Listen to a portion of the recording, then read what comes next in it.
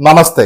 മനുഷ്യൻ കേവലം ഒരു ഭൗതിക ജീവിയാണ്, അല്ലെങ്കിൽ ഈ ലിമിറ്റഡ് ആയിട്ടുള്ള മെറ്റീരിയൽ സയൻസിലേക്ക് മാത്രം ഫോക്കസ് ചെയ്യുക, ഭൗതികതയിലേക്ക് മാത്രം ഫോക്കസ് ചെയ്യുക എന്നുള്ള രീതിയിലാണ് ഇന്നത്തെ മുഖ്യധാര സമൂഹം സഞ്ചരിച്ചുകൊണ്ടിരിക്കുന്നത്. കാരണം അവരുടെ ജഡികമായിട്ടുള്ള ആഗ്രഹങ്ങളെ സാറ്റിസ്ഫൈ ചെയ്യാനായിട്ട് ആ വഴിയാണ് വളരെ എളുപ്പം എന്നുള്ളത് കൊണ്ട് തന്നെ. പക്ഷെ ആത്മീയമായിട്ടുള്ള രീതിയിൽ വളർന്നു വരുന്ന സമയത്ത് നമുക്ക് തിരിച്ചറിയാനായിട്ട് സാധിക്കും, ഈ ഭൗതികതയ്ക്ക് അപ്പുറത്തേക്ക് സ്പിരിച്വൽ ഡയമെൻഷൻസ് അല്ലെങ്കിൽ ഹയർ ഡയമെൻഷൻസ് ഉണ്ട് എന്നുള്ളത്.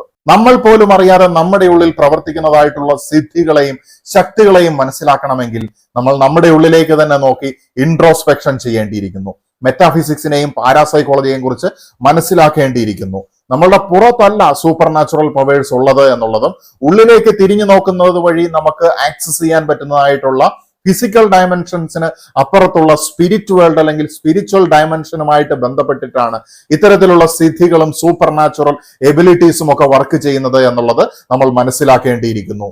നമുക്കെല്ലാവർക്കും അതീന്ദ്രിയമായിട്ടുള്ള കഴിവുകളുണ്ട്. നമ്മൾ അറിയാതെയും അറിഞ്ഞുകൊണ്ടുമൊക്കെ അത് നമ്മളിലൂടെ പ്രവർത്തിക്കുന്നത് നമുക്ക് വിറ്റ്നസ് ചെയ്യാനായിട്ട് അല്ലെങ്കിൽ സാക്ഷിയാകാനായിട്ട് സാധിക്കും.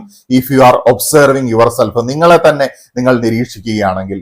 അതുകൊണ്ടാണ് നമ്മൾ ബൈബിളിലേക്കൊക്കെ പോകുന്ന സമയത്ത് ജീസസ് ക്രൈസ്റ്റ് ഒക്കെ പറഞ്ഞിരിക്കുന്നത് കാണാനായിട്ട് സാധിക്കുന്നത്, നിങ്ങൾ പുറത്തേക്ക് നോക്കുന്നതിന് പകരം ഉള്ളിലേക്ക് നോക്കുക എന്നുള്ളത്. The kingdom of God is within your heart, അല്ലെങ്കിൽ അപരന്റെ കണ്ണിലെ കരുടെടുത്ത് മാറ്റുന്നതിന് മുമ്പ് സ്വന്തം കണ്ണിലെ തടിക്കഷ്ണം എടുത്ത് മാറ്റുന്നതിൽ ശ്രദ്ധിക്കുക എന്ന് പറയുന്നത്. സോ നമ്മൾ നമ്മളെ തന്നെ നോക്കേണ്ടിയിരിക്കുന്നു. ലിമിറ്റഡ് ആയിട്ടുള്ള മെറ്റീരിയൽ സയൻസിലേക്ക് ഫോക്കസ് ചെയ്യാനായിട്ട് പറയുന്നത് വഴി നമ്മൾ നമ്മുടെ ഉള്ളിലെ ഇത്തരത്തിലുള്ള അൺലിമിറ്റഡ് ആയിട്ടുള്ള സൂപ്പർ നാച്ചുറൽ എബിലിറ്റീസിനെ തിരിച്ചറിയുന്നില്ല. നമ്മളുടെ തന്നെ ആത്യന്തികമായിട്ടുള്ള വളർച്ച നമുക്ക് പ്രാപിക്കാനായിട്ടും സാധിക്കുന്നില്ല. സയൻസിന്റെ അശക്തി നമുക്ക് കാണാനാകുന്നത് പ്രകൃതി ദുരന്തങ്ങളൊക്കെ സംഭവിക്കുന്ന സമയത്താണ്. ഇങ്ങനെയൊക്കെ സംഭവിക്കുന്ന സമയത്ത് മനുഷ്യൻ എത്ര നിസ്സാരമാണ്. ശാസ്ത്രം ഇത്രമാത്രം വളർന്നു എന്ന് പറഞ്ഞിട്ടും ഒരുവൻ മരിക്കേണ്ട സമയത്ത് അവൻ മരിക്കുക തന്നെ ചെയ്യുകയാണ്. എന്തൊക്കെ രീതിയിലുള്ള സംവിധാനങ്ങളും ഒരുപാട് ധനമുണ്ടായിരുന്നിട്ടും ഒന്നും മനുഷ്യന് ആയുസിനെ പിടിച്ചു നിർത്താനോ അല്ലെങ്കിൽ അവന് ഈ ഭൗതികമായിട്ടുള്ള ലോകത്ത് മേജറായിട്ടുള്ള അച്ചീവ്മെന്റ്സ് നടത്താനായിട്ട് സാധിക്കുന്നുണ്ടോ എന്നുള്ളത് ഒരു ചോദ്യമാണ്.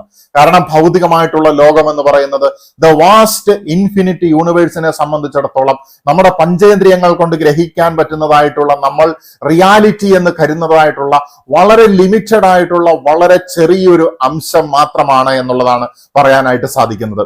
1% താഴെയാണ് എന്ന് പോലും നമുക്ക് പറയാനായിട്ട് സാധിക്കില്ല. കാരണം 100% എത്രയാണ് എന്നുള്ളത് നമുക്ക് അറിയില്ല എന്നത് തന്നെ. സോ നമ്മളെ ലിമിറ്റഡ് ആക്കേണ്ട ആവശ്യം നമുക്കില്ല. നമ്മുടെ ഉള്ളിലെ ആത്മാവിനെയും അതിന്റെ ഇൻഫിനിറ്റ് പൊട്ടൻഷ്യലിനെയും ഒക്കെ കണ്ടെത്തിക്കൊണ്ട് അൺലിമിറ്റഡ് ആയിട്ട് ഇൻഫിനിറ്റിയിലേക്ക് പറന്നുയരാൻ വേണ്ടിയാണ് ഓരോ മനുഷ്യാത്മാക്കളും സൃഷ്ടിക്കപ്പെട്ടിരിക്കുന്നത്. നമ്മുടെ സൃഷ്ടാവ് ഒരേ സമയത്ത് ആൽഫയും ഒമേഗയും അല്ലെങ്കിൽ ആദിയും അന്തവുമാകുന്ന സമയത്ത് നമ്മളും അതേ സാദൃശ്യത്തിൽ സൃഷ്ടിക്കപ്പെടുന്ന സമയത്ത് നമുക്കും ആ ഒരു ദൈവത്വത്തിലേക്ക് ഉയരാനുള്ള അന്വേഷണമാണ് ജീവിതത്തിൽ ഏറ്റവും പ്രധാനപ്പെട്ട കാര്യം എന്ന് പറയുന്നത്. എണ്ണിയാൽ തീരാത്ത ഈ മൺതരികളെ കുറിച്ച് നോക്കിയിട്ട് ഇത് മാത്രമാണ് യാഥാർത്ഥ്യം എന്ന് പറയുന്ന മെറ്റീരിയലിസ്റ്റിന് അപ്പുറത്തേക്ക് ആത്മീയമായിട്ടുള്ള ശക്തികൾ നമ്മുടെ ഉള്ളിൽ നമ്മൾ അറിയാതെയും പ്രവർത്തിക്കുന്നതായിട്ടുള്ള സിദ്ധികളും ഒക്കെ മനസ്സിലാക്കുക എന്നുള്ളതാണ് ഈ വീഡിയോയിലൂടെ ഉദ്ദേശിക്കുന്നത്. അതുകൊണ്ട് ലിമിറ്റഡ് മെറ്റീരിയൽ സയൻസിൽ ഫോക്കസ് ചെയ്യാനായിട്ട് അവർ പറഞ്ഞ് പഠിപ്പിക്കുന്ന സമയത്ത് നമ്മൾ അൺലിമിറ്റഡ് ആയിട്ടുള്ള മെറ്റഫിസിക്കൽ, പാരാസൈക്കോളജിക്കൽ അല്ലെങ്കിൽ സ്പിരിറ്റ് വേൾഡിൽ നിന്ന് അല്ലെങ്കിൽ സ്പിരിച്വൽ ഡയമെൻഷനിൽ നിന്ന് നമ്മുടെ ആത്മാവിനെ കണ്ടെത്തുകയും ഈ സ്പിരിച്വൽ വേൾഡിൽ നടക്കുന്നതായിട്ടുള്ള കാര്യങ്ങൾ എന്തൊക്കെയാണ് എന്നുള്ളത്, നമ്മുടെ ഉള്ളിൽ തന്നെയുള്ള ശക്തികൾ എന്തൊക്കെയാണ് എന്നുള്ളത് നമ്മൾ തിരിച്ചറിയാനും പോവുകയാണ്. ഓരോ ശക്തികൾ ഞാൻ പറയുന്ന സമയത്തും ശ്രദ്ധിക്കുക, നിങ്ങളുടെ ജീവിതത്തിൽ ഇത് എങ്ങനെയാണ് നടന്നിരിക്കുന്നത് എന്നുള്ളത്.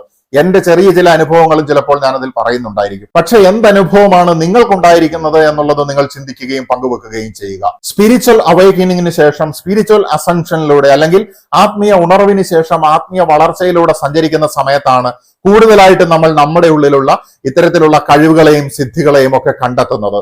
അല്ലാത്ത പക്ഷം നല്ല രീതിയിൽ സ്പിരിച്വലി അലൈൻഡ് ആയിട്ട് പോയിക്കൊണ്ടിരിക്കുന്ന ഒരു മതവിശ്വാസിക്കും ഒരുപക്ഷെ ഇത്തരത്തിലുള്ള അനുഭവങ്ങൾ അനുഭവവേദ്യമാകും. എന്തു തന്നെയാണെങ്കിലും ചുരുക്കത്തിൽ മനസ്സിലാക്കുക, നിങ്ങൾ ആത്മീയമായിട്ട് ഉയർന്നു പോകുന്ന സമയത്ത് ഇത്തരത്തിലുള്ള അനുഭവങ്ങളും വർദ്ധിക്കുന്നു. ഒന്നാമതായിട്ട് നമുക്കുണ്ടാകുന്ന ഒരു അനുഭവമാണ് ടെലിപതി എന്ന് പറയുന്നത്. ടെലിപതി വളരെ പോപ്പുലർ ആണ്, കോമൺ ആയിട്ട് എല്ലാവർക്കും അറിയാവുന്നതും കോമൺ ആയിട്ട് ഒരുപാട് പേർക്ക് അനുഭവപ്പെടുന്നതുമായിട്ടുള്ള ഒരു സൂപ്പർ നാച്ചുറൽ പവർ അല്ലെങ്കിൽ അത്തരത്തിലുള്ള ഒരു എബിലിറ്റി ആണ്. തീർച്ചയായിട്ടും ഇത് നമ്മുടെ ഉള്ളിലുണ്ട്. പക്ഷെ നമുക്കറിയത്തില്ല എങ്ങനെയാണ് ഇതിനെ നമ്മൾ ഇന്റന്റ് ചെയ്യുന്ന വിധത്തിൽ ഉപയോഗിക്കുക എന്നുള്ളത്. അത് നമുക്ക് അപ്രാപ്യമോ അല്ലെങ്കിൽ വളരെ വിഷമകരമോ ആയിട്ട് മാറുകയാണ്. നമ്മുടെ മനസ്സിന് ആ ഒരു ലെവലിലേക്ക് എത്താനുള്ള ശക്തിയില്ല. അതിന്റെ പ്രധാനപ്പെട്ട കാരണം നമ്മളെക്കാൾ ഉപരിയായിട്ട് ഇത്തരത്തിലുള്ള സ്ഥിതികൾ ദൈവത്തിന് നമ്മളോട് കമ്മ്യൂണിക്കേറ്റ് ചെയ്യാനുള്ള ചില ചാനൽസ് ആണ് എന്നുള്ളതാണ് ഞാൻ മനസ്സിലാക്കുന്നത്.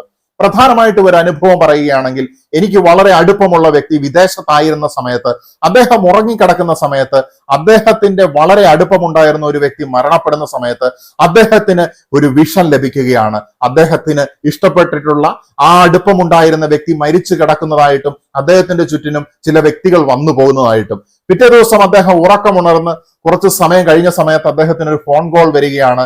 അദ്ദേഹം സ്വപ്നത്തിൽ കണ്ട ഈ വ്യക്തി മരിച്ചതായിട്ടും അതിന് ചുറ്റിനും നടന്നിരുന്നു, അത് കണ്ടിരുന്ന ഒരാൾ അതുപോലെയുള്ള കാഴ്ചകൾ ഇദ്ദേഹത്തിനോട് വിളിച്ചു പറഞ്ഞ് വിവരിക്കുന്നതായിട്ടും. ഈ അനുഭവം ഇദ്ദേഹം ജീവിതത്തിൽ പല തവണകളിലായിട്ട് മനഃശാസ്ത്ര പഠനത്തിലേക്ക് ഞാൻ ഇറങ്ങുന്ന സമയത്ത് എന്നോട് ചോദിക്കുകയുണ്ടായിരുന്നു.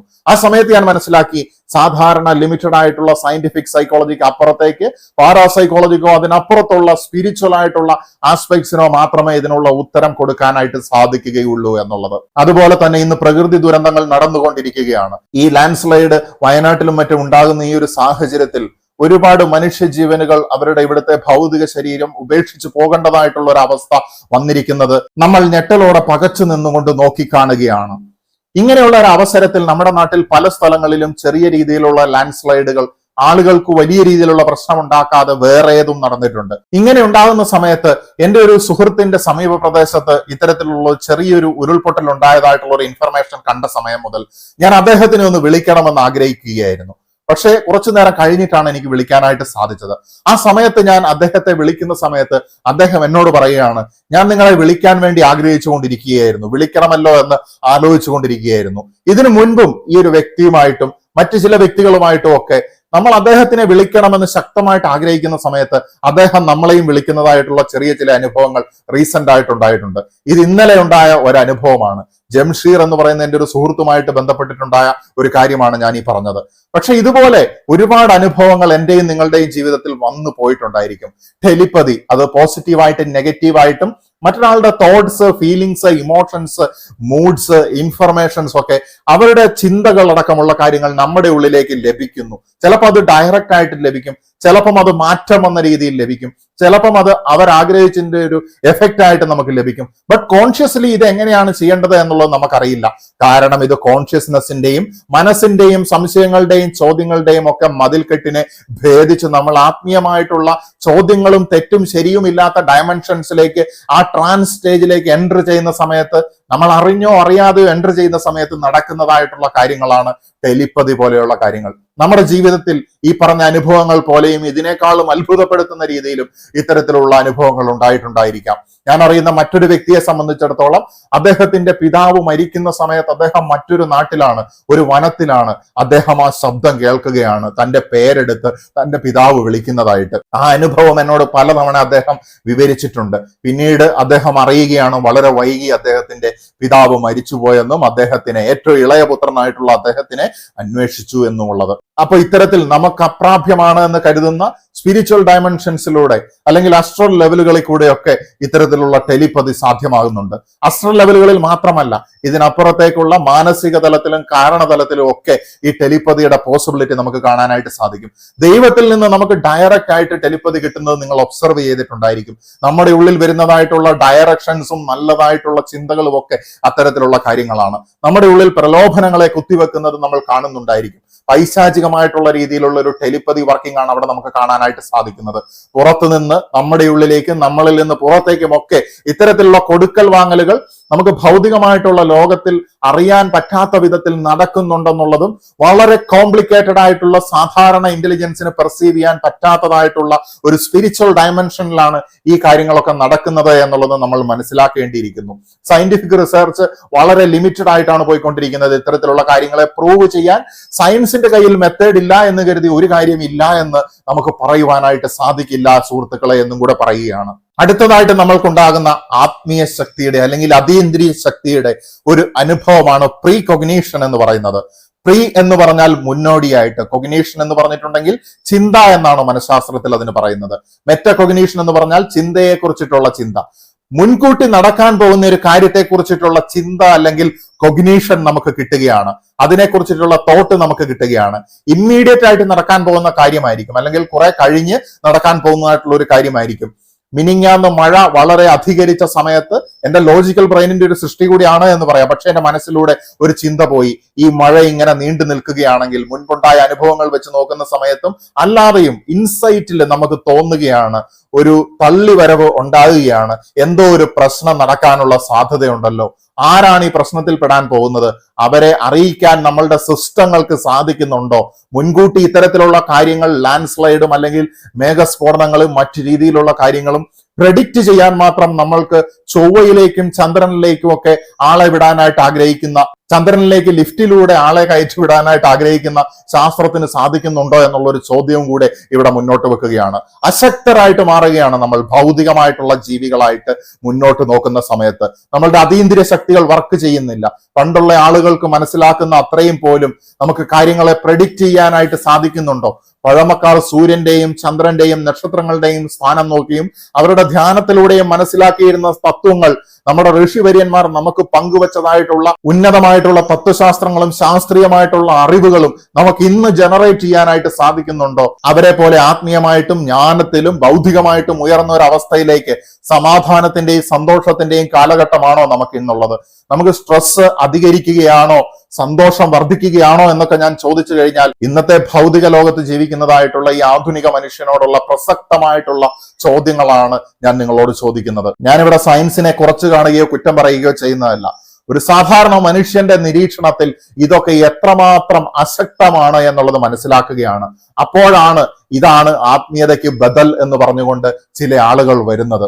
ഒരിക്കലും സയൻസിനെ കുറച്ചു കാണുന്നതോ അതിനെ പ്രോത്സാഹിപ്പിക്കാത്തതോ അല്ല, മറിച്ച് ഇത് അൾട്ടിമേറ്റ് ആയിട്ട് മനുഷ്യന്റെ ജീവിതത്തിന്റെ ബദലാണ് എന്ന് പറയുന്ന സമയത്ത് ഭൗതികമായിട്ടുള്ള ആസ്പെക്ട്സിനെ മാത്രം വളരെ ലിമിറ്റഡ് ആയിട്ടുള്ള നമ്മുടെ 5 സെൻസറി ഓർഗൻസും അതിനെ എയ്ഡ് ചെയ്യുന്ന ടൂൾസും വെച്ചിട്ട് നമ്മൾ മനസ്സിലാക്കുന്നു എന്ന് മാത്രമേ പറയാനായിട്ട് സാധിക്കുകയുള്ളൂ. പക്ഷെ ആത്യന്തികമായിട്ട് മനുഷ്യൻ ആശ്രയം നൽകുന്നത് ദൈവിക ശക്തിയാണ് എന്നുള്ളത് നമ്മൾ ചിന്തിക്കുന്നില്ല എന്നുള്ളതാണ്.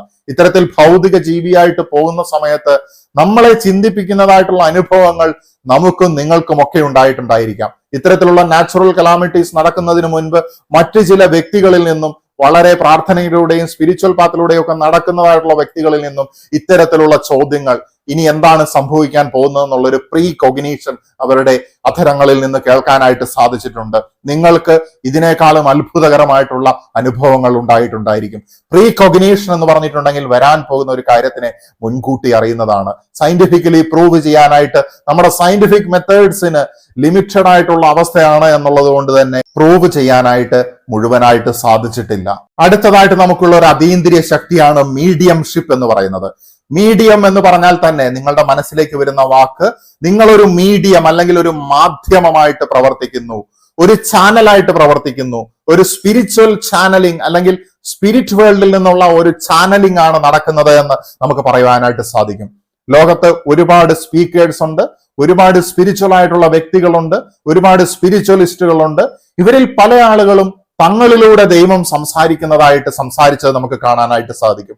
അഹം ബ്രഹ്മാസ്മി എന്ന് പറയുന്ന വാക്കിൽ തന്നെ ഞാൻ ഈശ്വരനാകുന്നു എന്ന് പറയുന്നത് ആ ഭൗതികമായിട്ടുള്ള ആ കേവല മനുഷ്യനല്ല, ദൈവികമായിട്ടുള്ള ആ ഒരു അവസ്ഥ അയാളിൽ കൂടെ എക്സ്പ്രസ് ചെയ്യുകയാണ് എന്നുള്ളതാണ് മനസ്സിലാക്കേണ്ടി വരുന്നത്. നമ്മുടെ ജീവിതത്തിൽ ഇത്തരത്തിലുള്ള അത്ഭുതങ്ങൾ ഉണ്ടാകുന്ന സമയത്ത്, നിങ്ങൾ സത്യങ്ങൾ പറയുന്ന സമയത്ത്, നിങ്ങൾ സ്നേഹം ചൊരിയുന്ന സമയത്തൊക്കെ ദൈവത്തിന്റെ വെളിച്ചം, ദൈവികത നിങ്ങളുടെ ഈ ചെറിയ ഭൗതിക ശരീരത്തിനപ്പുറത്തേക്ക് അതിനെ നിഷ്പ്രഭമാക്കുന്ന ദൈവിക ഊർജം നിങ്ങളിലേക്ക് വരുന്നത് നിങ്ങൾക്ക് അല്പമെങ്കിലും അനുഭവിക്കാനായിട്ട് സാധിച്ചിട്ടുണ്ടായിരിക്കും. ഇത്തരത്തിലുള്ള അവസ്ഥകളിലൂടെ കടന്നു പോകുന്ന സമയത്ത് നമ്മൾക്ക് മനസ്സിലാകും നമ്മുടെ ഭൗതിക ശരീരം എത്രമാത്രം ലിമിറ്റഡ് ആണ് എന്നുള്ളത്.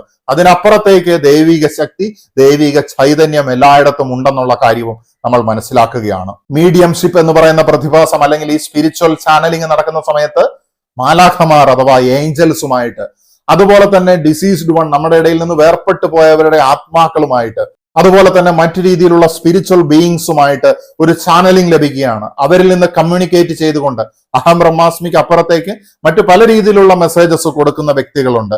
അത് ചില ആളുകൾക്ക് മാത്രമേ മനസ്സിലാകുകയുള്ളൂ. അല്ലെങ്കിൽ ഇന്നത്തെ കാലത്ത് അത്തരത്തിൽ ഒരു ചാനലായിട്ട് പ്രോപ്പറായിട്ട് പ്രവർത്തിക്കുന്ന ആളുകൾ വളരെ കുറവാണ് എന്ന് തന്നെ പറയേണ്ടതായിട്ട് വരും. ഒരു മനുഷ്യനിലൂടെ എപ്പോഴാണോ ആത്യന്തികമായിട്ടുള്ള സാർവത്രികമായിട്ടുള്ള സത്യം പുറത്തേക്ക് വരുന്നതും അത് മറ്റുള്ളവരുടെ ജീവിതത്തിന് വെളിച്ചമായിട്ട് മാറുന്നതും ആ സമയത്തൊക്കെ നിങ്ങളും സ്പിരിച്വൽ ചാനലിംഗ് അല്ലെങ്കിൽ മീഡിയംഷിപ്പിലൂടെ പ്രവർത്തിക്കുകയാണ്. പറച്ചിലുകളിൽ മാത്രമല്ല മീഡിയമായിട്ട് മാറുന്നത്, ആത്മാക്കളുടെ അല്ലെങ്കിൽ സ്പിരിറ്റ് വേൾഡിന്റെ മീഡിയമായിട്ട് മാറുന്നത് പ്രവർത്തികളിലൂടെയുമാണ്. നല്ല പ്രവർത്തികളിലൂടെ നല്ല ആത്മാക്കളുടെ മീഡിയമായിട്ട് മാറുവാനായിട്ട് സാധിക്കും. ചിലപ്പോൾ ഈവിൾ സ്പിരിറ്റുകളും നല്ല ആത്മാക്കളായിട്ട് ഡിസ്ഗൈസ് ചെയ്യാനുള്ള സാധ്യതയുണ്ട്. പക്ഷെ ഇതൊക്കെ തിരിച്ചറിയണമെങ്കിൽ ആത്മീയമായിട്ട് വളരുക തന്നെ വേണം. നെക്സ്റ്റ് ഈസ് അബൌട്ട് ടെലികൈനസിസ് എന്നുള്ള സിദ്ധിയാണ്. ചില സമയങ്ങളിൽ നിങ്ങളുടെ ഹ്യൂമൻ കോൺഷ്യസ്നെസ് ഉപയോഗിച്ചുകൊണ്ട് ചില ഒബ്ജക്ട്സിനെ മൂവ് ചെയ്യിപ്പിക്കാനായിട്ട് അതിന്റെ സ്ഥാനത്തിന് മാറ്റം വരുത്താനായിട്ട് ഒക്കെ സാധിക്കുകയാണ്, ഡയറക്ട്ലി ഓർ ഇൻഡയറക്ട്ലി. മറ്റു രീതിയിലുള്ള ശ്വാസമടക്കമുള്ള യാതൊരു എക്യുപ്മെന്റ്സോ ടൂൾസോ ഉപയോഗിക്കാതെ തന്നെ നിങ്ങളുടെ ഭൗതികമായിട്ടുള്ള സ്പർശങ്ങളില്ലാതെ നിങ്ങളുടെ മനസ്സിന്റെ ശക്തിയും ഫോക്കസും ഒന്നുകൊണ്ട് മാത്രം നിങ്ങൾക്ക് ഒബ്ജക്ട്സിനെ മൂവ് ചെയ്യിക്കാനുള്ള കഴിവ് ഉണ്ടായിരിക്കാം.